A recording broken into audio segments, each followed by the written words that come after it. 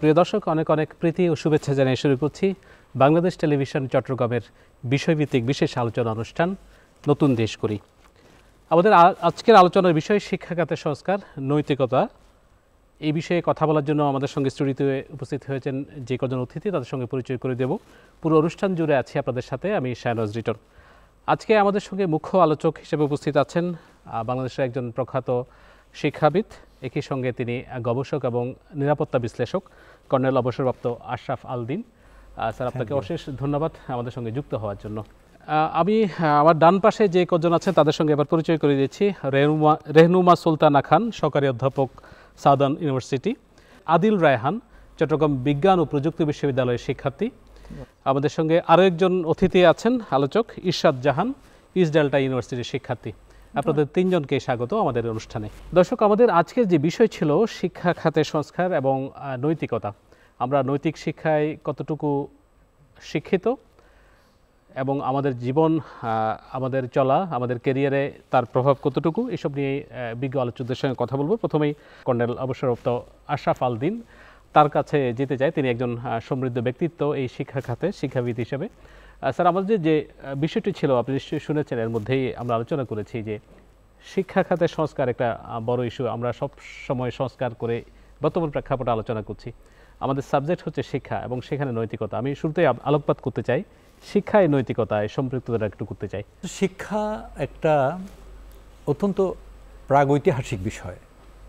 মানুষ তাদের জন্মের পর থেকে কষ্টকর জীবন যাপনের পর অভিজ্ঞতা লব্ধ যে অভিজ্ঞান, সেটাকে পাস অন করে দেয় তাদের পরবর্তী জেনারেশনের কাছে। পরবর্তীতে মানুষ এটা গাছের বাকলে লিখতে শুরু করেছে, গুহায় ছবি অঙ্কন করতে শুরু করেছে, পরবর্তীতে কাগজ আবিষ্কার হয়েছে, মানুষ বই আকারে এটাকে দিয়েছে। এর আগে পণ্ডিতরা বা জ্ঞানীরা ছাত্রদেরকে এমনি পড়াতো, মুখে মুখে তাদের মানে কী বলবো, অভিজ্ঞতা লব্ধ জ্ঞানগুলো দিয়ে যেত, সেই অ্যারিস্টটলদের সময় ইত্যাদি। এখন সেটা নয়, এখন হচ্ছে এটা অনেক বেশি সুসংগঠিত হয়ে গেছে। বর্তমানে যে সোশ্যাল মিডিয়ার জন্য এগুলো আরও বেশি সহজলভ্য হয়ে গেছে এবং বিতরণ সহজ হয়ে গেছে। এখন কথা হচ্ছে এই শিক্ষাটাকে আমরা কিভাবে দেব, কাকে দেব।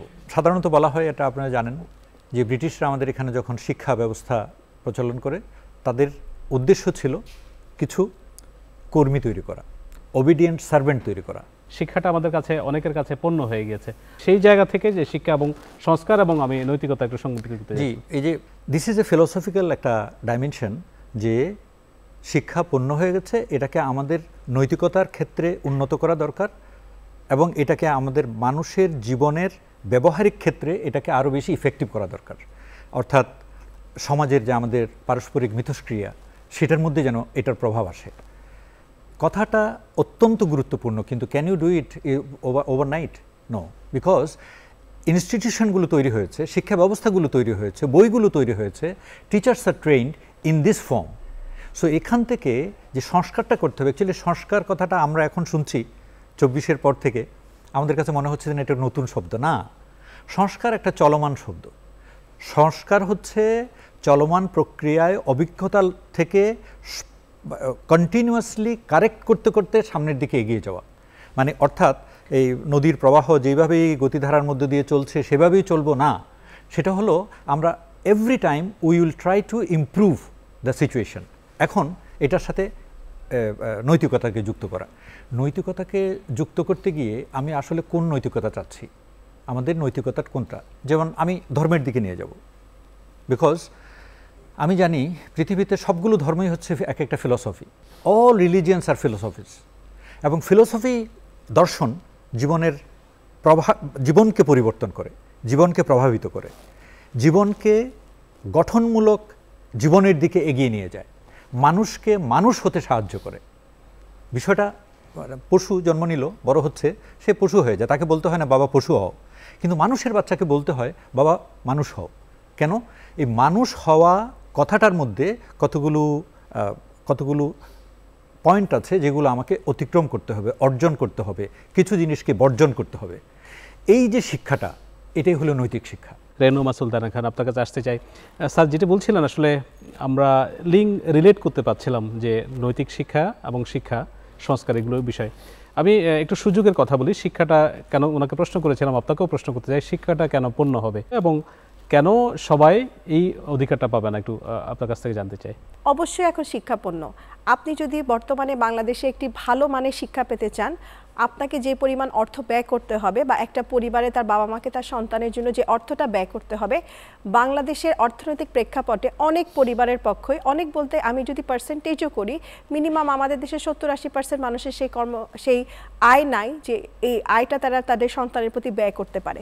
কারণ শুধুমাত্র সন্তানের শিক্ষা এটা ইম্পর্ট্যান্ট না, একটা ঘরকে চালানোর জন্য, একটা পরিবারকে পরিচালনা করার জন্য অন্যান্য অনেক বিষয়গুলো জড়িত আছে। তো আমাদের দেশে যে জীবনযাত্রার মান বা অর্থনৈতিক পরিস্থিতি বলেন, সেক্ষেত্রে রাষ্ট্রের একটা দায়ভার থেকেই যায় যে রাষ্ট্র কেন এই প্রক্রিয়াগুলোকে সংশোধন করছে না এবং কেন শিক্ষাকে সবার জন্য উন্মুক্ত করছেন এবং সবার হাতের মুঠোয় কেন আনছে না। কারণ আপনি যদি আমাদের স্কুল লেভেল থেকে চিন্তা করেন, আমাদের যে প্রাইভেট স্কুলগুলো আছে সেগুলোর কিন্তু একই চিত্র, যেগুলোতেই একটা ভালো ইনফ্রাস্ট্রাকচারাল বা যেগুলোই অত্যাধুনিক বা যুগোপযোগী শিক্ষা দিচ্ছে, সেগুলো প্রত্যেকটাই এতটাই এক্সপেন্সিভ, আমি বলবো আমাদের দেশের 10% মানুষেরও ক্ষমতা নাই সেগুলোকে ক্রয় করার বা সেই সুবিধাগুলোকে অ্যাভেইল করার জন্য। সেক্ষেত্রে রাষ্ট্রের একটা বিশাল কন্ট্রিবিউশন প্রত্যাশা রাখে, কিন্তু অবশ্যই রাষ্ট্রের কন্ট্রিবিউশন রাখে, কারণ শিক্ষা হচ্ছে একটা জাতির আমাদের নাগরিক গড়ার জন্য বা আমাদের সন্তানকে গড়ে তোলার জন্য বা মানব সম্পদকে গড়ে তোলার জন্য সবচেয়ে গুরুত্বপূর্ণ হচ্ছে আমাদের ছাত্রছাত্রীরা। আপনার মানব সম্পদ, ভবিষ্যতের মানব সম্পদ যদি আপনি গড়ে তুলতে না পারেন, তাহলে দেশকে তো ওরাই এগিয়ে নিয়ে যাবে। এখন তাদেরকে তো আমাদের সুযোগ করে দিতে হবে এবং এই দায়িত্বটা কার? আপনার আর আমার এবং রাষ্ট্রের। আমি জানি যে আপনি মানব সম্পদের একজন শিক্ষক, আমি সেই বিষয়ে আরো কথা বলবেন। একটু করে আদিলের কাছে আসতে চাই। আদিল, রাষ্ট্র কেন সেই দায় নেয় না? আমরা যে আমাদের প্রধান উপদেষ্টা ডক্টর প্রফেসর ইউনূস স্যারের উপদেষ্টা যিনি আছেন যে মাহফুজ সাহেব, উনি বলেন যে দায় ও দরদের সমাজ। আমরা আসলে সেই দায় ও দরদের সমাজ প্রতিষ্ঠায় রাষ্ট্র কেন বড় একটা অংশীদার হওয়ার কথা কেন নয়? আমরা দেখতে পাই যে ভারত উপমহাদেশের মধ্যে যে দেশগুলো আছে সেগুলোর মধ্যে যদি আমি হিসাব করি, বাংলাদেশে হচ্ছে শিক্ষার পিছনে বাজেটটা অনেক বেশি কম। অনেক বেশি কম বলতে সেটা হচ্ছে সবগুলো বাজেটের তুলনায় সবচেয়ে কম হচ্ছে শিক্ষার পিছনে বাজেটটা।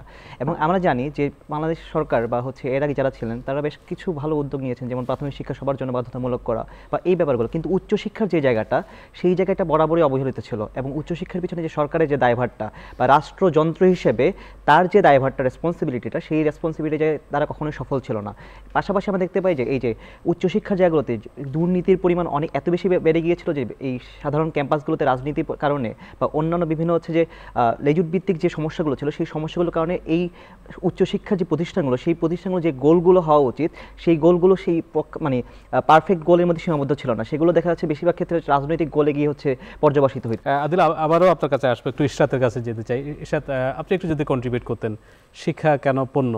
আমাকে বাংলাদেশের যে বর্তমান অবস্থা সেটার দিকে আসলে চোখ দিতে হবে।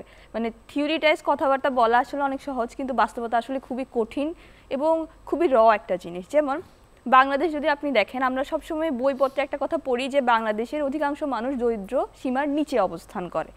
তো যেই দেশের মানুষজন দরিদ্র সীমার নিচে অবস্থান করে, তারা ডেফিনেটলি চাইবে যে তাদের লিভিং স্টাইলটাকে একটু ওঠাতে। এখন সেটার জন্য তারা তাদের এভরি পসিবল ওয়েতে তারা চেষ্টা করবে। শিক্ষা হচ্ছে তাদের এর মধ্যে একটা। তারা চেষ্টা করে যে তাদের সন্তানদেরকে তারা শিক্ষিত করবে, তাদের সন্তানরা স্কুল কলেজ ইউনিভার্সিটি পাশ করে একটা ভালো জব করবে। এক বাক্যে বলি, আমার শিক্ষার আলটিমেট গোল হচ্ছে মানি মেকিং। আমার বাবা মারা চিন্তা করে আমার সন্তান একটা ভালো জায়গায় পড়বে, পড়াশোনা করবে, বের হবে, একটা ভালো চাকরি করবে, একটা হ্যান্ডসাম অ্যামাউন্টের স্যালারি ইনকাম করবে। শিক্ষাটা তো অটোমেটিক্যালি পূর্ণ আপনারা করেই ফেলেছেন এই লাইনটাতে এসে। শিক্ষার আসলে পারপাসটা কি? শিক্ষার পারপাস হচ্ছে আমাদেরকে শিক্ষিত করা। শিক্ষিত করা কোন সেন্সে? ভালো এবং মন্দ, ন্যায় এবং অন্যায়ের তফাৎ যেটা, সেটা আমাদেরকে শিক্ষা দেবে। একটা মানুষ যখন উচ্চশিক্ষায় শিক্ষিত হয়, সে 8-10 জন মানুষের থেকে, যাদের প্রপার শিক্ষাটা তারা পায়নি, তাদের থেকে তার বিবেক বোধ, নৈতিকতা অনেক বেশি উপরে থাকার কথা। কারণ আমাদের শিক্ষার যে উদ্দেশ্যটা, যে গোলটা, ওটা আমাদেরকে আসলে সুশিক্ষায় আমার কাছে মনে হয় অনেক সময় একটা রিকশা চালকও কিন্তু অনেক বেশি শিক্ষিত, তার সেই মোরাল জায়গা থেকে শিখে শিক্ষাটা নেয়, নিজের ভেতর গ্রহণ করে, যেটা আমরা করতে পারছি না। এর সাথে একটু স্যারের কাছে এসে একটু আশরাফ স্যার, আপনি ঈশাদ খুব সুন্দর করে বলছিলেন যে আমাদের মধ্যে একটা মাইন্ডসেট তৈরি হয়ে আছে এবং আমাদের একটা চাকরি ভিত্তিক শিক্ষা আর কি, আমার সন্তানরা একটা চাকরি পাবে, আমি একটা চাকরি পাবো, আমার ফ্যামিলি চালাবো। আমি স্যার এর সাথে একটু লিঙ্ক করে বলতে চাই যে আমাদের কারিকুলামে কি কোনো সমস্যা আছে? যে কারিকুলামকে সংস্কারটা কি জরুরি নয় কি? প্রথম কথা হচ্ছে একটা হলো basic education. What is basic education?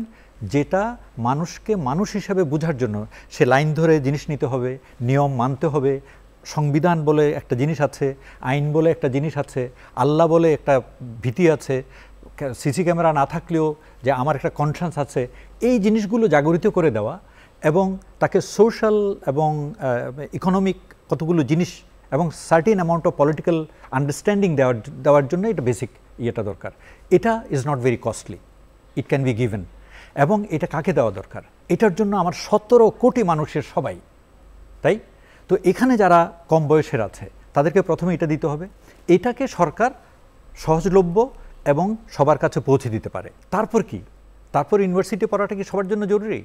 আমার কোনো কাজ নাই সুতরাং আমি ইউনিভার্সিটিতে পড়তেছি সেই জন্য, আমি রাজনীতি করে আমার কোনো আর ইয়ে নাই আমি ইউনিভার্সিটিতে পড়তেছি সেই জন্য, নো।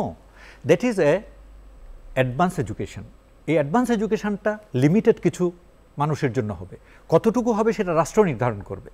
আগামী 5 বছরে আমার এতগুলো ইঞ্জিনিয়ার দরকার হবে, সিভিল ইঞ্জিনিয়ার, তার সাথে আমি 10% যোগ দিয়ে আরও কিছু ইঞ্জিনিয়ার তৈরি করার জন্য আমি সমস্ত ইয়ে দিয়ে এগিয়ে যাব। তারপর হচ্ছে স্পেশালাইজড এডুকেশন। আমি নাসাতে আমার কি বলে আমার রিসার্চার যাবে, এটা একটা ন্যাশনাল গোল। এক্স্যাক্টলি, এটা থাকতে হবে। তাইলে এই যে আমাদের যে চিন্তাটা এই আসলে লেখাপড়া খুব কঠিন, আসলে ব্যাপারটা তা না। সেকেন্ড ওয়ার্ল্ড ওয়ারের পরে Korea, South Korea is a land of nothing. They do not have any কি বলে এই যে cultivable land, they do not have any product, ওদের কোনো মাইন নাই, কোনো কিছু নাই। ওদের শিক্ষামন্ত্রী দাঁড়িয়েছিল মানে ওদের জাতীয় সংসদে, এবং শিক্ষার জন্য যে একটা বাজেট দিয়েছে সবাই হো হো করে হাঁটছে, বিকজ ওইটার পরিমাণ তাদের পুরা ন্যাশনাল বাজেটের চেয়ে বেশি। হাসার পরে এই শিক্ষামন্ত্রী দাঁড়িয়ে 1 ঘন্টা বক্তৃতা দিয়েছিল। 1 ঘন্টা বক্তৃতা দেওয়ার পরে পুরা সংসদ তার এই বাজেটকে পাশ করে দিয়েছিল। তার বক্তব্যের সার কথাটা ছিল এই যে আমাদের কোনো প্রোডাকশন নাই, আমাদের কোনো খনি নাই, আমার কোনো কি বলে কৃষিক্ষেত্র নাই, প্রোডাক্টিভ কোনো জিনিস নাই। আমার প্রোডাক্ট র মেটেরিয়াল হচ্ছে আমার চিলড্রেন, আর ওদেরকে আমি প্রোডাক্ট বানাবো, ওদেরকে ইঞ্জিনিয়ার বানাবো, ওদেরকে ডক্টর বানাবো, ওদেরকে স্পেশালিস্ট ইয়ে করব। এবং তারপর দেখা গেল কি উইদিন ডিকেড, মানে 10-12 বছরের মধ্যে, 15 বছরের মধ্যে South Korea is exporting their specialist people to all the কি বলে developed countries, Australia, UK, Canada, USA, they are waiting for getting the. এটা কি জন্য? এটা একটা জিনিস। আর একটা হলো যে ড্রেন হয়ে যাওয়া একটা জিনিস, আমার এখান থেকে যারা সুবিধা পাচ্ছে না তারা চলে যাচ্ছে। আর এটা হচ্ছে আমার টার্গেটেড ওয়েতে আমার ইয়েকে, আমি এখানে ডক্টর ইউনূসের একটা ইয়ে বলি, আজকে থেকে অনেক বছর আগে, অনেক বছর বলতে 10-15 বছর আগে হবে, আমি একটা আমাদের জাতীয় দৈনিকে একটা আর্টিকেল পড়েছিলাম প্রফেসর ইউনূসের লেখা। আমাকে খুব স্ট্রাইক করেছিল। আমি ইয়ুথদের নিয়ে কাজ করি, ইয়ুথদের নিয়ে আমার পছন্দের জায়গা। উনি ওখানে বলেছিলেন যে আমাদের দেশটা হচ্ছে একটা ইউনিক দেশ, যেটার 60%-এর চেয়ে বেশি লোক ইয়ুথ, অর্থাৎ তাদের বয়স হচ্ছে লেটস সে 0 থেকে 45। এই যে এক গ্রুপ অফ ইয়ুথ, এদেরকে যদি আমি আমার কাজের জন্য, আমার ইন্ডাস্ট্রির জন্য, আমার এডুকেশনের জন্য, সব কিছুর জন্য তৈরি করি, তাহলে আমার দেশে আর কোনো ইকোনমিক প্রবলেম হবে না। নাও নৈতিকতাটাকে এখানে আনি। নৈতিকতা কি? সেটা হলো আমি সেনাবাহিনীতে চাকরি করেছি। আমরা জানি যে অশিক্ষিত লোক, মূর্খ লোক, অ্যারোগেন্ট লোকের হাতে আপনি অস্ত্র দিয়ে দেবেন, you are in danger, you are creating a dacoit. So আমাদেরকে অস্ত্র দেওয়া হয়েছে, কিন্তু তার আগে আমাদেরকে ট্রেনিং দেওয়া হয়েছে, আমাদেরকে মোটিভেশন দেওয়া হয়েছে। আমাদের মধ্যে মোটিভেশন, রিলিজিয়াস মোটিভেশন, খোদাভীতি, দেশপ্রেম, জনগণের প্রতি ভালোবাসা, এই যে ডিভোশনটা, যার জন্য we do not, army doesn't have any record of firing bullets to innocent people. And এখানে স্যার ভিত্তিটা হচ্ছে যে নৈতিক শিক্ষা, আমরা যেটা বলছিলাম, এখানে নৈতিকতা এবং দেশাত্মবোধ, এটাও কিন্তু নৈতিকতার অংশ। সো এই নৈতিকতাটাকে যখন আমি আমার স্পেশালাইজ এডুকেশন, তারপর অ্যাডভান্স এডুকেশন, বেসিক এডুকেশন সব কিছুর সাথে যুক্ত করে দেব। ওই যে প্রথমে বলেছিলাম এটা রিলিজিয়াস ইয়ে হতে পারে। এটা নিয়ে স্যার একটু আমাদের একজন ম্যাম আছে, একটু ওনার একটা বক্তব্য শুনতে চাই। আমি স্যারের সাথে একটু রিলেভেন্ট, যেটা স্যারকেও বলছিলাম, হয়তো আবারও আসবো, যে কারিকুলাম আর কি, আমাদের কারিকুলামে কি কোনো গলত আছে যে আমরা আমাদের ট্র্যাক থেকে বিচ্ছিন্ন? স্যার একটু আগে যেটা বললো, যেটা প্রাথমিক শিক্ষা, যেটাকে সবার জন্য অ্যাভেলেবেল করা উচিত, কিন্তু আমাদের দেশে যেটা সমস্যা সেটা হচ্ছে আমাদের প্রাথমিক শিক্ষা পাওয়ার পর ছাত্রছাত্রীরা ওভাবে গড়ে ওঠে না, বা প্রাথমিক শিক্ষাটাই তাদের জন্য কিন্তু সাফিসিয়েন্ট না। স্যার যেটা বলছে যে আমাদের যদি বহির্বিশ্বগুলোতে দেখেন, তাদের কারিকুলামগুলো এতটাই স্ট্রং যে যারা প্রাথমিক শিক্ষাটা শেষ করেছে তাদের মধ্যে at least they have develop some skills, তাদের কিছু স্কিলস আছে বা তাদের যে বেসিক এডুকেশনটা সেটা প্রপারলি দেওয়া হচ্ছে। কিন্তু আমাদের দেশে সবচেয়ে বেশি নেগলেক্টেড হচ্ছে আমাদের প্রাইমারি সেক্টরটা।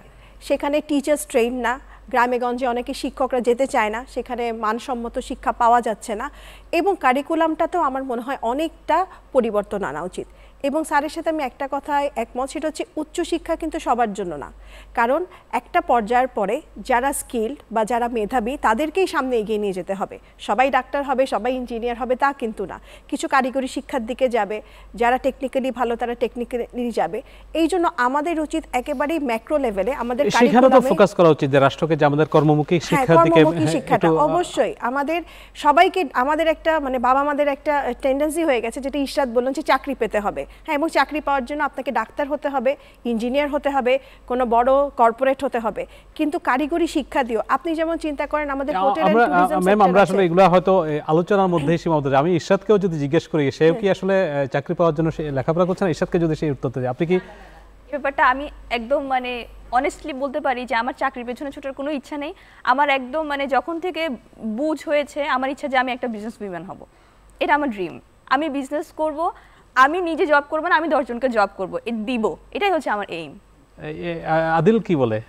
আমার উপর এই বারেনটা থাকতেছে যে আমার হচ্ছে ইউনিভার্সিটি গ্রাজুয়েশনের পর পরে আমার ফ্যামিলি ক্যারি করতে হবে, সেই মুহূর্তে অবশ্যই আমাকে চাকরির পিছনে ছুটতে হবে। সেই মুহূর্তে আমার এনাফ রিসোর্সেস নাই, এনাফ মানি নাই, যেটা দিয়ে হচ্ছে আমি নতুন বিজনেস বিল্ড আপ করবো বা নতুন কোনো স্টার্টআপ বিল্ড আপ করবো। তো আমার মনে হয় যদি হচ্ছে আমার বাংলাদেশের বা সিস্টেম যদি আমাকে এরকম কোনো এনাফ, এটা হচ্ছে সুরক্ষা দেওয়া, রাষ্ট্র যদি সুরক্ষা দেয় সে নিঃসন্দেহে, আমি আসলে এটা আমরা কথার কথা বলছি না, রাষ্ট্র যদি আমাকে সেই এনভায়রনমেন্টে দেয় আমার তো সেই টেনশন থাকার কথা না। যেমন ট্যুরিজম, হ্যাঁ, আপনি যদি দেশের বাইরে দেখেন, ইন্ডিয়াতে যদি দেখেন, আমাদের ট্যুরিজম সেক্টরে অনেক মেয়েরা কাজ করছে, কিন্তু বাংলাদেশে এখনও সামাজিকভাবে একটা বাধা আছে যে ট্যুরিজমে মেয়েরা আসছে না। এটা কিন্তু একটা কারিগরি শিক্ষা, কর্মমুখী শিক্ষা হতে পারে, হ্যাঁ, কিন্তু সবাই যদি এই সেক্টরটাকে আমরা খুব ফ্লারিশ করি, এখানে যদি আমরা আমাদের মানে কারিগরি দিক থেকে আপনারা দেখতে পারেন শেফ আছে, তারপর হাউসকিপিং, বিভিন্ন সেক্টরসগুলো আছে, নার্সিং আছে, অনেকগুলো সেক্টর আছে যেখানে স্টিল আমাদের মনে হয় যে we can work on it. হ্যাঁ, আমরা যদি আমাদের কারিকুলামটাকে ডেভেলপ করি, হ্যাঁ, আমরা যদি প্রাইমারি লেভেলে বা টারশিয়ারি লেভেলে যদি কিছু মানে কর্মমুখী শিক্ষা বা বিষয়গুলোকে অ্যাড করি, এবং তখন ছেলেমেয়েরা আসলে জানে না, ওদের জানারই তো একটা বিষয় আছে যে আমাদের কোথায় কোথায় যাব। ওই বাবা মারা শুধু ডাক্তার, ইঞ্জিনিয়ার, কর্পোরেট, হ্যাঁ, কিন্তু এছাড়াও যে আমাদের মাইন্ডসেটগুলো এরকম হয়ে আছে যে অন্য পেশা আছে, সেদিকে আমাদের মনে হয় একটু ফোকাস করা উচিত, যেখানে উই ক্যান এখনো আনটাচড আছে বা আমরা যেতে পারি, তাহলে হয়তো আমরা আমাদের জনশক্তিকে আরো বেশি উদ্বুদ্ধ করতে পারি। স্যার যদি একটু কন্ট্রিবিউট করতেন, আমি কারিকুলাম নিয়ে একটু কারিকুলামের ব্যাপারে বলি। বিদ্যাসাগর একটা ছোট বই লিখে দিয়েছিলেন ওনার একজন বসাককে, কি বাল্য শিক্ষা। ঘোড়ায় চড়িল, আছাড় খাইল, আবার উঠিল, আবার পড়িল, আসন নড়িল, সাহস বাড়িল, চড়িতে শিখিল।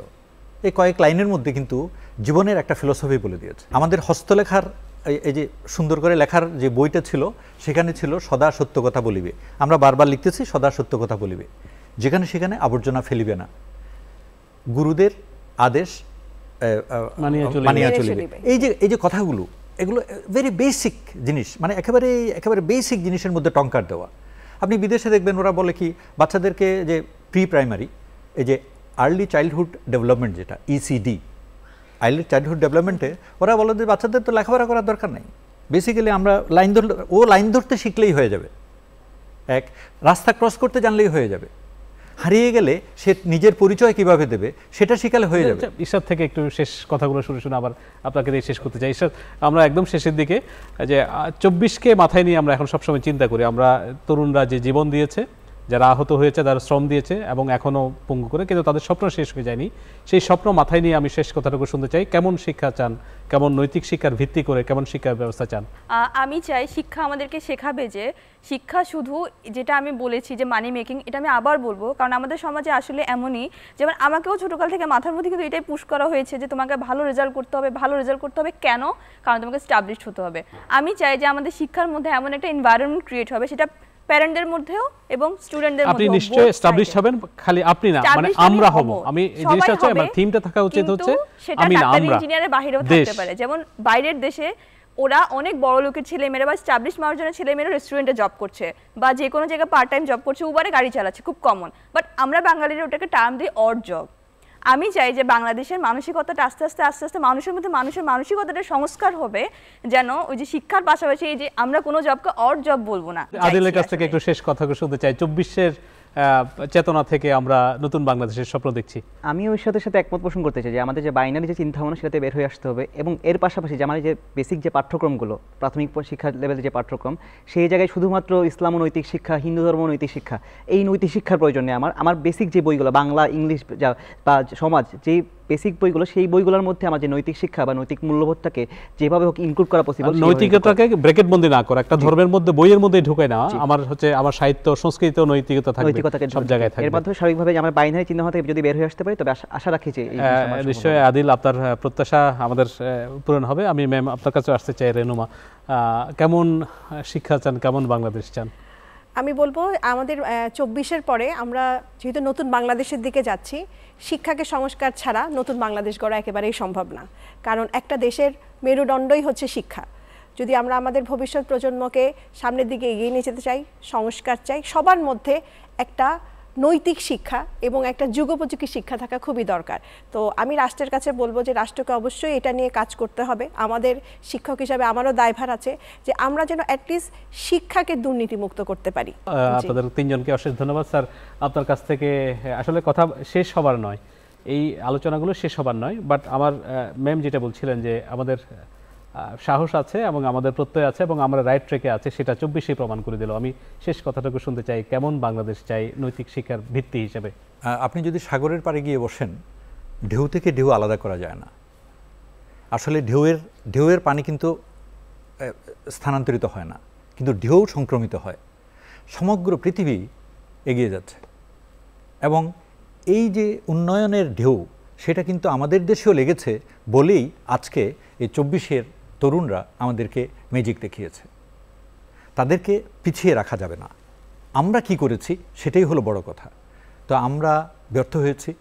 আমাদের গত 15 বছরের এক ধরনের স্বৈরাচারী মানসিকতায় পরিবারতন্ত্র, গোত্রবাদ, রাজনৈতিক গোত্রবাদ ইত্যাদি দিয়ে এই জিনিসটাকে যেভাবে নষ্ট করা হয়েছিল, তো আমি শুনেছি যে শিক্ষা সংস্কারের প্রথম পদক্ষেপ হিসেবে অলরেডি মনে হয় ঘোষণা করা হয়েছে যে 2012 সাল পর্যন্ত, 12 সালের আগে যা ছিল সেটাকে স্থাপন করা হবে, এর পরেরগুলো একটা প্রাথমিক ইনিশিয়েটিভ। জি, সো আপাতত এদূর। তারপরে ধীরে ধীরে সব কিছুকেই ইনপুট দিয়ে আমাদেরকে এগিয়ে যেতে হবে। আমি একটা কথা বলি, আমি দেখেছি, এটা আমার অভিজ্ঞতা থেকে বলছি, Bangladeshi youths are very smart, very smart. They have got the potentiality to compete anywhere in the world and with anybody in the world, given the training and proper guidance. তা আমরা যদি তাদেরকে এইভাবে দিতে পারি, why not? Because by মানে genetically Bengalis are good hearted people, but তাকে সঠিকভাবে তৈরি করতে হবে। তো আমার মনে হয় শিক্ষা সংস্কার যেভাবে যাচ্ছে, 24-এর যে চেতনা, সেটা যেদিকে এগিয়ে যাচ্ছে, জনগণ যদি ধৈর্য ধরে এবং মানুষ যদি এগিয়ে যায়, শিক্ষকদের কোয়ালিটি যদি বাড়ানো যায় এবং শিক্ষার যে গুরুত্ব সেটা যদি সরকার অনুধাবন করে, আমরা একত্রিত হয়ে আমরা যদি সামনের দিকে এগিয়ে যাই, Bangladesh can show magic to the rest of the world. Sir, অনেক অনেক ধন্যবাদ, অনেক মূল্যবান বক্তব্য দিয়েছেন। আশা করি আপনার, আমার এবং আমাদের প্রত্যাশাগুলো পূরণ হবে। সবাইকে অশেষ কৃতজ্ঞতা এবং ধন্যবাদ। দর্শক, কথা বলছিলাম যে শিক্ষা সংস্কার এবং নৈতিকতা বিষয়ে আমরা যে আলোচনাগুলো করেছি, আশা করি সেই আলোচনার আমরা সমৃদ্ধ হব যারা শুনেছেন তারা, এবং ভবিষ্যতে যে দায় এবং দরদের সমাজ প্রতিষ্ঠার কথা আমরা যে বলছি, সেই প্রতিষ্ঠায় এই আলোচনা কিছুটা হলো ভূমিকা রাখবে, সেই আশাবাদ আমি ব্যক্ত করে আজকের মতো নতুন দেশ গড়ির এই পর্ব শেষ করছি। আগামী পর্বে দেখার আমন্ত্রণ রইল। আল্লাহ হাফিজ।